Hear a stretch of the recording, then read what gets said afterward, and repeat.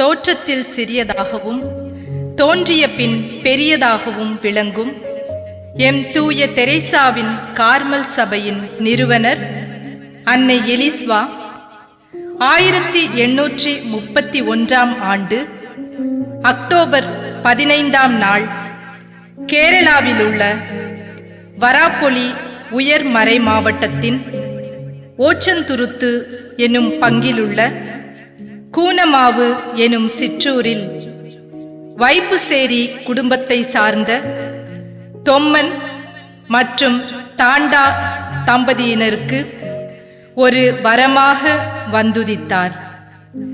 சிறு வயது முதலே வீட்டுக்கல்வி மூலம் மெருகேற்றப்பட்டு ஞானத்துடன் வளர்க்கப்பட்ட அன்னை எலிஸ்வா தம் 16ஆம் வயதில் வதரு என்பவரின் வலக்கரம் பற்றி மணவாழ்வில் நுழைந்தார். இவர்களின் இனிய இல்லற வாழ்வுக்கு பரிசாக தோன்றினார் அன்னா என்ற அழகிய குழந்தை. இந்த புண்ணிய பூக்கள் மீது புயல் காற்று வீச தன் மகளை ஈன்ற 1½ ஆண்டில் அன்னை எலிஸ்வா கைம்பெண் ஆனார். இறை திட்டத்தை மறுப்பின்றி ஏற்ற நம் அன்னை 14 ஆண்டுகள் ஆழ்ந்த ஜெபத்தில் தன் வாழ்நாட்களை கழித்தார். ஒரு நாள் தன் உள்ளத்தை வருடிக் கொண்டிருந்த எண்ணத்தை அருட்பணி லெயோபோல்டு என்ற கார்மல் சபை குருவிடம் வெளிப்படுத்த அவரும் அன்னைக்கு அறவழியில் துறவு வாழ்வு பூண துணை செய்தார். இப்புனித துறவு பயணத்தில் மகள் அன்னாவும் தங்கை தெரேசியாவும் இணைந்தனர்.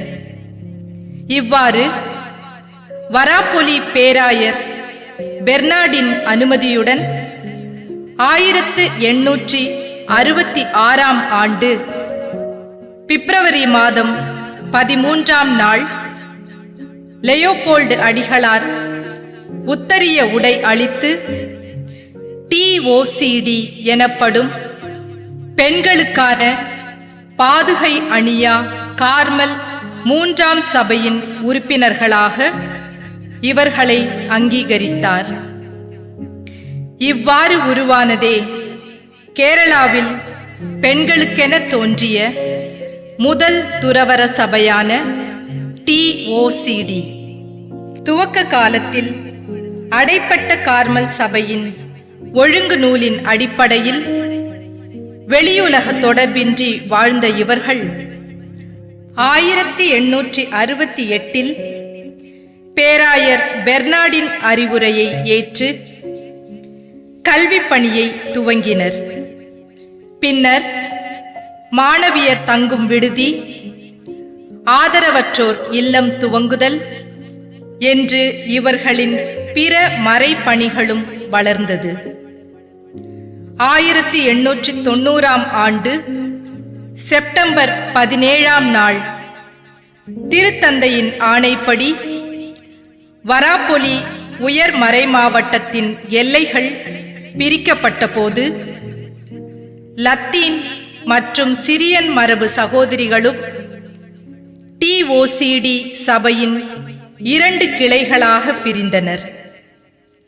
பின்னர் 1890 ஆண்டு நவம்பர் 11 நாள் லத்தீன் சகோதரிகளுக்காக வராப்பொலியில் ஒரு இல்லம் துவங்கப்பட்டு தூய தெரேசாவின் கார்மல் சபை காங்கிரிகேஷன் ஆஃப் தெரேசியன் கார்மலைட்ஸ் என்ற பெயருடன் இச்சபை புனரமைக்கப்பட்டது.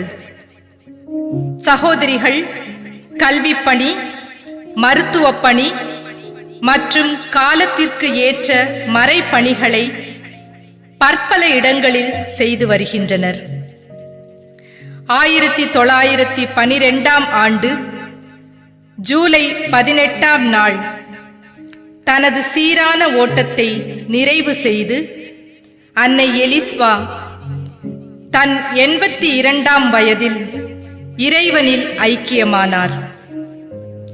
அன்னை எலிஸ்வாவின் அஸ்தி 1997 ஆண்டு செப்டம்பர் 10 நாள் வராப்பொலியிலுள்ள ஸ்மிருதி மந்திரில் வைக்கப்பட்டு பொதுமக்களால் வணக்கம் செலுத்தப்படுகிறது. இன்றும் ஏராளமான மக்கள் அங்கு வந்து அன்னையின் பரிந்துரையை பெற்று நன்றி செலுத்தி வருகின்றனர். இச்சபை சகோதரிகள் எண்ணத்திலும் எண்ணிக்கையிலும் வளரத் துவங்கியதன் விளைவாக 1971 ஆண்டு பாப்பிரை சபை என்ற நிலைக்கு உயர்த்தப்பட்டது. அன்னை எலிஸ்வா அகில உலக திருச்சபைக்கு ஆற்றிய போற்றுதற்குரிய பங்களிப்பினை பாராட்டும் வண்ணம் 31 மே 2008 அன்று இறை ஊழியர் என்ற நிலைக்கு உயர்த்தப்பட்டு அவரது புனிதர் பட்டத்திற்கான மறைமாவட்ட செயல்முறைகள் வராப்பொலி உயர் மறை மாவட்டத்தில் அதிகாரப்பூர்வமாக துவங்கப்பட்டது. மேலும் 8 நவம்பர் 2023 அன்று திருத்தந்தை பிரான்சிஸ் அவர்களால் வணக்கத்துக்குரியவர் என்று அறிவிக்கப்பட்டார். 8 நவம்பர் 2025 அன்று திருத்தந்தை லியோ அவர்களால் அருளாளர் நிலைக்கு உயர்த்தப்பட்டார். கூனமாவில் விதையாய் ஊன்றப்பட்டு இன்று விருட்சமாய் வளர்ந்து நிற்கும் எம் சபையின் தலைமையகம் 1977 முதல் எர்ணாகுளத்திலுள்ள இடப்பள்ளி செயின்ட் ஜோசப்ஸ் வித்யாபவனுக்கு மாற்றப்பட்டது. தற்போது எம் சபை 11 மறை மாநிலங்களை கொண்டுள்ளது. வட தமிழகத்தில் உள்ள எம் விமலா மறை மாநிலமும் அவற்றின் ஓர் அங்கமாகும்.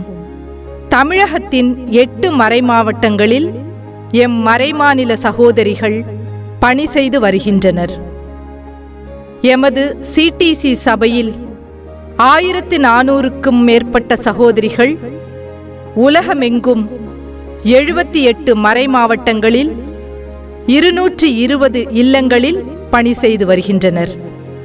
5 கல்லூரிகள் மற்றும் தொழிற்கல்வி நிறுவனங்கள், 179 பள்ளிக்கல்வி கூடங்கள், 6 மருத்துவமனைகள், 50 மருந்தகங்கள் மற்றும் நலவாழ்வு மையங்கள், 40 மாணவியர் தங்கும் விடுதிகள், 21 பெண்களுக்கான நலவாழ்வு இல்லங்கள், 42 சமூக பணி மையங்கள் போன்ற நிறுவனங்களில் India, Italy, Germany, America, Africa போன்ற நாடுகளில் காலம் கேட்கும் பணிகளை களத்தில் ஆற்றி திருச்சபையோடு தோள் கொடுத்து நிற்கும் எம் சிடிசி சபை சகோதரிகளோடு இணைந்து இறைபணி புரிய ஆர்வமுள்ள இளம் உள்ளங்களை அன்புடன் அழைக்கிறோம்.